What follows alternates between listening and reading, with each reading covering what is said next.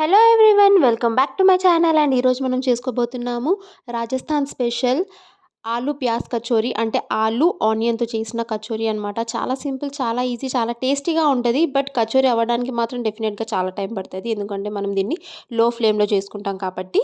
So రండి మరి process చూసేసుకుందామా. నేను ఒక గిన్నె తీసుకున్న, అందులోకి నేను 1.5 చిన్న కప్పు, 1.5 కప్ వచ్చేసి మైదా తీసుకున్నాను. దాన్ని ఈ విధంగా స్లీవ్ చేసేసాను. ఇలా స్లీవ్ చేసుకున్న తర్వాత అందులోకి మనం సరిపడా ఉప్పు వేసుకుందాము. వామున్ అనేది చేతులతోనే క్రష్ చేసుకొని దీంట్లోకి వేసేసుకుంటాము. దాని తర్వాత ఒక 5 to 6 టేబుల్ స్పూన్ ఆయిల్ మనం ఇందులోకి యాడ్ చేసేసుకుందాము. ఆయిల్ వేసుకున్న తర్వాత మనం ఇందులోకి ఒక హాఫ్ స్పూన్ నెయ్యి వేసుకొని బాగా కలిసేటట్టు ఇలా ప్రెస్ చేసుకుంటా పిండిని అనేది కలపాలి. అలా కలిపిన తర్వాత మనము దాని కన్సిస్టెన్సీ బాగుందా అని చూసుకొని ఇలా ప్రెస్ చేస్తే ఇలా గడ్డలా కట్టాలి. ఆ విధంగా వచ్చిన తర్వాతే ఇందులోకి మనం వాటర్ అనేది యాడ్ చేస్తాం. వాటర్ కూడా మనం ఒక్కసారిగా యాడ్ చేయకూడదు, కొంచెం కొంచెంగా వేసుకుంటూ కలుపుకోవాలి. ఎందుకంటే ఈ పిండి మనం వాటరీగా అవ్వకూడదు, అట్లా అని చెప్పి గట్టిగా అవ్వకూడదు, మీడియంగా ఉండాలి. సో ఇలా కలుపుకున్న తర్వాత దీని మీదికి ఒక 1 లేకపోతే హాఫ్ స్పూన్ ఆయిల్ వేసుకొని ఇలా మళ్ళీ ఒకసారి మెత్తగా కలిపేసుకొని దీన్ని ఒక తడి క్లాత్ దీని మీదికి వేసేసి మనము ఒక 15 మినిట్స్ దీన్ని రెస్ట్ అవనిద్దాము. దాని తర్వాత కర్రీ కోసం నేను ఒక కళాయి తీసేసుకున్న, మా వింటేజ్ కళాయి అనమాట ఇది. ఆ కళాయిలోకి నేను కొంచెం ఆయిల్ వేసేసుకొని అల్లం వెల్లుల్లిని సన్నగా కట్ చేసి వేసాను. దాని తర్వాత ఇందులోకి ఆలు యాడ్ చేసేసి ఒక 2 మినిట్స్ దాకా అవనివ్వాలి. దాని తర్వాత శనగపిండి, జీలకర్ర ఇంకా ధనియాన్ని కొంచెం కచ్చబక్కగా దంచేసి కొంచెం చాట్ మసాలా వేసి ఉప్పు కారం వేసి దీన్ని మనము కలిపేసి ఒక 2 to 3 మినిట్స్ దాకా అవనిద్దాము.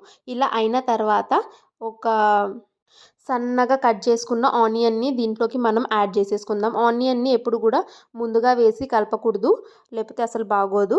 అలా పక్కన పెట్టుకున్న తర్వాత మనము ఈ పిండి తీసుకుందాము. కచోరీ కోసము పిండిని ఇలా రౌండ్గా షేప్ ఇచ్చుకుంటాం. మీకు ఒకవేళ ఎన్ని కావాలంటే అన్ని విధంగా ఇలా తీసేసుకొని సైడ్కి పెట్టేసుకోండి.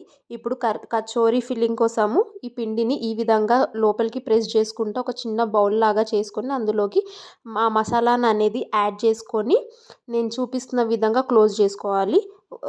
ఇలా క్లోజ్ చేసుకున్న తర్వాత దీన్ని స్ప్రెడ్ చేయడానికి హ్యాండ్స్నే మనం యూజ్ చేస్తాము, దీన్ని తోమకూడదు. ఇలా ఈ విధంగా ప్రెస్ చేసుకుంటా చేసుకోవాలన్నమాట. ఇప్పుడు కళాయి తీసుకొని దాంట్లోకి ఆయిల్ వేసి ఒక బాగా లో ఫ్లేమ్లోకి మనము గ్యాస్ని అనేది పెడతాము. హై ఫ్లేమ్లో పెట్టకూడదు, లేకపోతే బాగా కచ్చిగా ఉండిపోతాయి. ఎందుకంటే ఇది మైదా కాబట్టి దానివల్ల హెల్త్ ప్రాబ్లమ్స్ అనేవి స్టార్ట్ అవుతాయి. దీన్ని లో ఫ్లేమ్లోకి మనము అవనిస్తాము. ప్రతి సైడ్గా అవ్వాలి. ఒక 2 మినిట్స్కి దీన్ని మనము టర్న్ చేస్తూనే ఉండాలి, అవుతుందా లేదా అని చెక్ చేస్తూ. ఇంకా ప్రతి సైడ్గా ప్రాపర్గా కుక్ అవ్వనివ్వాలి. ఇది చూసారా, నాకైతే చాలా టైం పట్టింది. ఈ అయిన తర్వాత కచోరీ అనేది రెడీ అయిపోయింది. ఇది చాలా సింపుల్, బట్ కొంచెం ప్రాసెస్ అనేది లాంగ్ ఉంటుంది. Hope you like this video.